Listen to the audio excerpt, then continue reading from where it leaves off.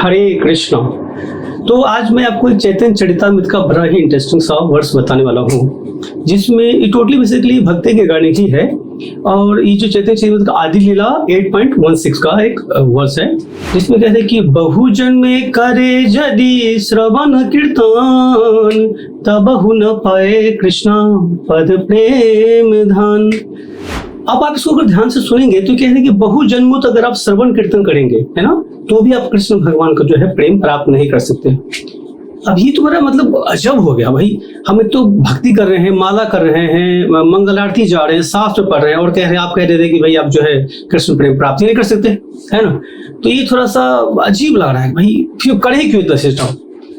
तो बेसिकली ये ना एक इसका एक और रिलेटेड ही है। इसका जो जस्ट आप ज्यादा नहीं, सिर्फ 10 वर्ष आगे जाएंगे, जो 8.26 है, उसमें कह रहे हैं कि एक कृष्ण नाम करे सर्व पाप नाश, प्रेमेर कारण भक्ति करे न प्रकाश।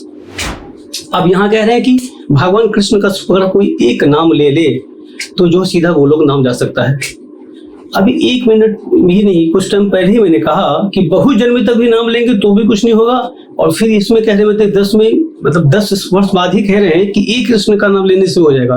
तो ये क्या डिफरेंस है क्या, ये टोटल सिस्टम क्या है। तो इसमें बेसिकली ये है, जो अगर पहला जो वर्ष है 8.16 में, उसमें ये कह रहे हैं कि अगर बहु जन्मों तक, यानी कि एक दिन, एक हफ्ता, एक महीना, एक साल, एक जीवन, आप करोड़ों जीवन तक भी अगर भगवान का नाम जो है श्रद्धा पूर्वक या निरपराध नहीं लेंगे, इनका अपराध, आप एक तरफ अपराध करते रहिएगा और दूसरी तरफ जो है नाम जप करते रहिए, उस केस में आप कभी भी कृष्ण भगवान का प्रेम प्राप्त नहीं कर सकते। चाहे कुछ भी कर लीजिए आप, चाहे आप घंटों घंटों भर हरिदास ठाकुर की तरह जो है आप बैठ के माला जप करते रहिए, आपको उसमें कुछ भी बेनिफिट नहीं होगा, ठीक है, आप एज इट इज ही रह जाएंगे।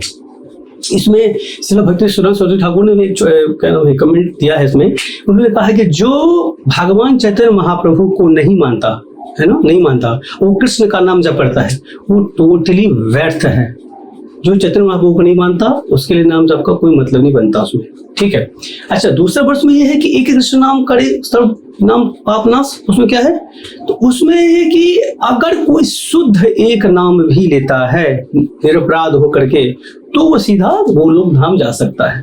तो ये टोटली डिफरेंस था कि अगर हमको जो भगवान का नाम लेना है वो निरपराध होकर ही लेना है, ठीक है जी। हरे कृष्ण।